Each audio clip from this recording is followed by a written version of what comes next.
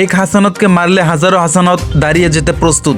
ষড়যন্ত্র করে গাড়ি চাপা দিয়ে হত্যার কারণে চেষ্টা করে লাভ নেই, বরং এক হাসানতকে মারলে হাজারো হাসানত এখন দাঁড়িয়ে যেতে প্রস্তুত।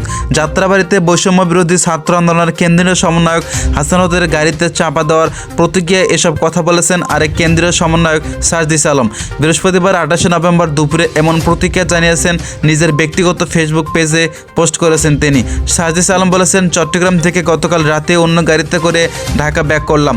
পথে হাসানাতকে কুমিল্লার বাসায় নামিয়ে দিয়ে এলাম।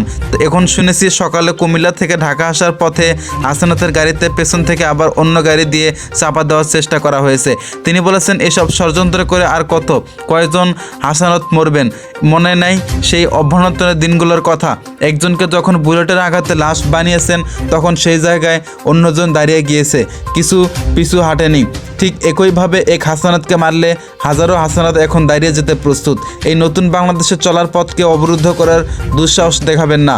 এই তরুণ প্রজন্ম মাথা নেওয়াবার নয়, আমরা মরতে শিখে গিয়েছি। এর আগে গতকাল রাতে হাসানাত আবদুল্লাহ পোস্ট করেছেন, মারবা পারবা না, আমরা আবারও আলিফের উত্তরসূরি, মনে রেখো শহীদদের মরে না।